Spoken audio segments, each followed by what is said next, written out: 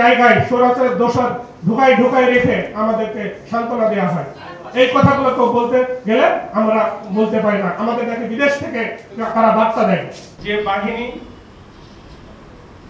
হত্যার সাথে সরাসরি জড়িত তাকে দিয়েই যদি তদন্ত করানো হয়, আপনি বলছেন সৎ, কেমন সৎ? আপনার 2 নম্বর ট্রাইব্যুনাল আদালতের একজন বিচারক, আমি বলবো উনি দোষরের থেকে সুবিধাভোগী, সেটা আপনারাই প্রমাণ করেছেন। ওনার নামের বরাদ্দ ফ্ল্যাট বাতিল করা হয়েছে, তার মানে কি উনি ক্রিমিনাল একজন, উনি বিচারক থাকতে পারে না। কিন্তু আপনাদের ট্রাইব্যুনাল 2 এর বিচারক মঞ্জুরুল বাচির এখন আপনাদের ওখানে বহাল, সে কি বিচার করবে আমাদের সন্তানদের? বিভিন্ন জায়গায় স্বৈরাচারের দোষরকে বসায় রেখে আপনারা আমাদেরকে শোনাচ্ছেন সংস্কার। এবং সত্যি কথা বলতে সবাই ভয় পায়, আমরা আসলে ভয় পাই না, কারণ আমরা শহীদের পিতা, আমাদের সন্তানরা শহীদ হয়েছে, আমরা প্রয়োজনে শহীদ হয়ে যাব। ভয় পাই কারা? মুনাফিকরা ভয় পায়।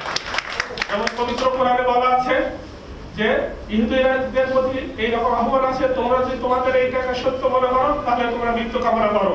1400 বছর আগে সেই আয়াত এখনো বহাল আছে, কোন ইহুদি আজ পর্যন্ত মৃত্যু কামনা করে নাই। তার মানে মুনাফিকরা মৃত্যু কামনা করতে ভয় পায়, আমরা মৃত্যু কামনা করতে ভয় পাই না, আমরা শহীদ হতে ভয় পাই না।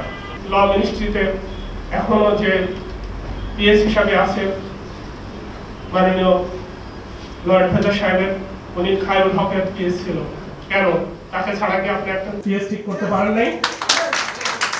তাকে এখনো কেন বহাল রাখা হয়েছে? প্রত্যেকটা জায়গায় স্বৈরাচারের দোষর ঢুকাই রেখে আমাদেরকে সান্ত্বনা দেওয়া হয়।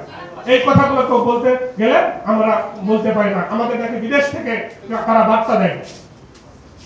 বলতে বাধ্য হচ্ছি, একটা কেসে সবাইকে মাপ খালাস করে দিয়েছেন, বলে দিই বাবুল সাহেবকে, বিএনপির ভারপ্রাপ্ত চেয়ারম্যানকে, কিন্তু ওই কেসে যারা আলেম ওলামা ছিল তাদেরকে এখন আটকায় রাখছেন। কোন আইনের বলে?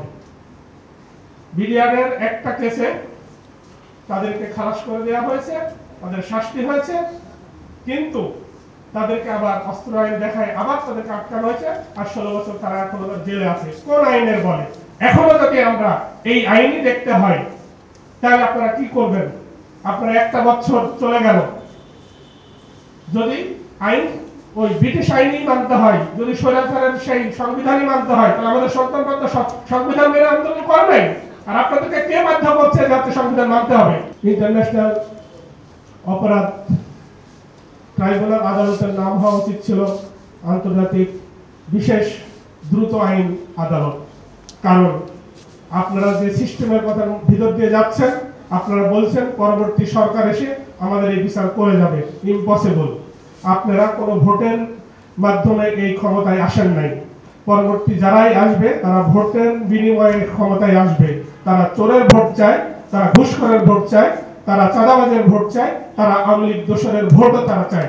সত্যিকার অর্থে তারা এই ভোটের বিনিময়ে তারা ক্ষমতায় আসবে। তাদের এত ঠেকাই পড়ে নাই যে শহীদদের তারা বিচার করবে, যেখানে 20,000 জুলাই যোদ্ধাদের তারা বিচার করবে, কখনোই তারা করবে না।